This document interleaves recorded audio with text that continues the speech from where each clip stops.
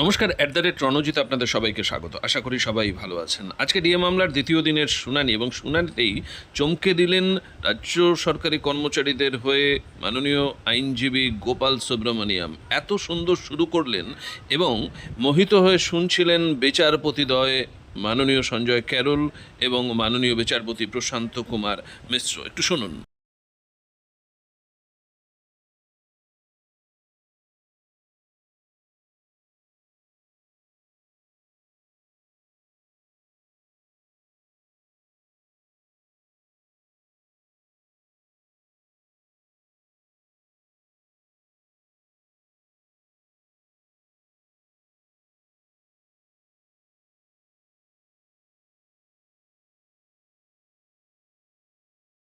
The rules as they are framed and the notifications issued by the state of West Bengal, there arose a legally enforceable right. But the extent to which that right must be given effect to was a matter which the tribunal should apply its mind. It held in our favor that there was a legally enforceable right, but it needed, therefore, fresh consideration by the tribunal. Well, that judgment is important because many of the submissions which were urged yesterday were in fact urged in that proceeding, and my lord, those petitions came to be allowed. That judgment, my lord, of the division bench of the Calcutta High Court is of the 31st of August 2018. Page 368. That's right, my lord. That same judgment. That judgment, my lord, was sought to be reviewed by the state. That review also, my lord, came to be dismissed. Page 444. That's right, my lord. Then afterwards, we now come to the application coming back to the tribunal, and the tribunal, my lord, has allowed the original application. My lord, the various paragraphs which were read, it was suggested that the tribunal had simply overstepped its jurisdiction and had issued some sort of a mandamus, and to borrow the words of Mr. Divan, something alien to the rules was attempted by the tribunal. It was extraneous, to borrow his expression, to the rules and the notifications. Then, my lord, the matter naturally goes to the division bench once again. My lord, there are two judgments of learned judges. Both these judgments, my lord, have found four conclusions. The first conclusion is on the question of dearness allowance being claimable as a legally enforceable right has been held by the previous division bench, and the matter has acquired finality. That's the first. The second conclusion is that we read the rules as they are framed clearly suggest that in order to adjust against the cost of inflation, the rule is indeed indicative of the fact that dearness allowance would be payable upon revision from time to time. Well, the concurring judgment, in fact, very elaborately traces this entire AICPI IW, well, for right from the time, my lord, it evolved in 1944. Well, it's quite useful as a historical account. But then, my lord, what is important is that the learned judge comes to the conclusion that on an interpretation of the rule, both on its own terms and as understood by the government in its notification, this was meant to operate as a time-to-time benefit which had to be given because the very purpose of dearness allowance is to protect the real value of money.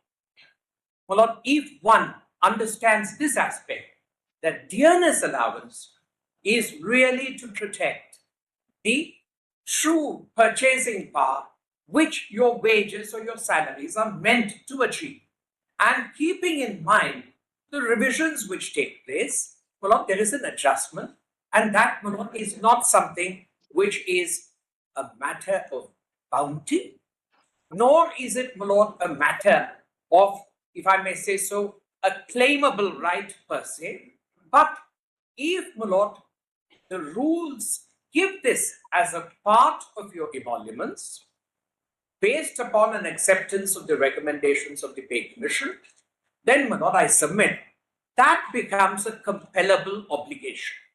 So, my lord, the right to get existing emoluments reckoned in accordance with the rules is a legal right vested in me by the rules and imposes, my lord, what we call in jurisprudence a corresponding obligation or a duty on the state to abide by that rule. And, my lord, that rule, therefore, can legitimately be the subject of a mandamus. Because, my lord, a mandamus always is in the context of a public duty or, my lord, a statutory duty or a constitutional duty. Here it is a case of a statutory duty which is enjoined by the rule. Now, my lord, may I straightaway take your lordships to the first division bench judgment and only 2 or 3 paras to satisfy you that that judgment, my lord, analyzed these defenses.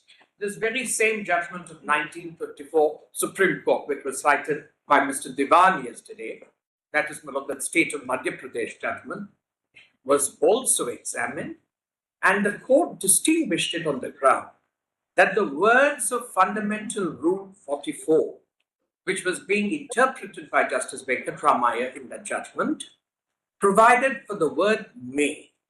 And because there was the word may, this was a discretion which was vested in the government.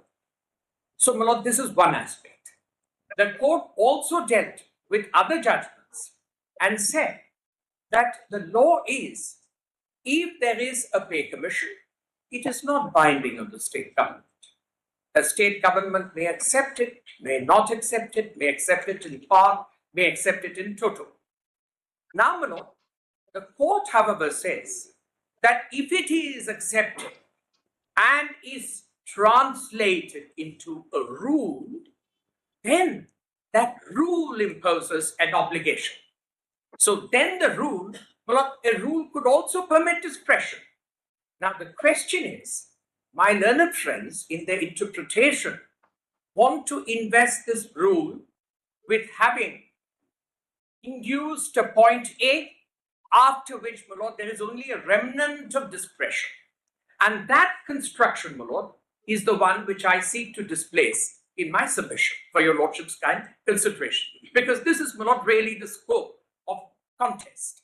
Now, my lord, I will also place those paras of the administrative tribunal. My lord, they were placed, they were rendered, my lord, in a context.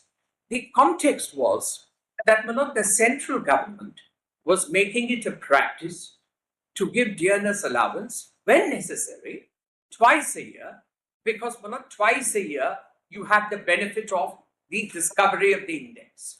This word average, which your lordships find, is really, my lord, an average of 12 months, which is actually the basis of arriving at that figure 536 in the year 2005.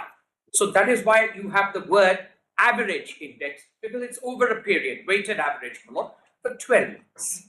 Now, having said that, my lord, let me take you straight away first to the rule and also explain, my lord, that it is time to time, because that is the purpose of the rule.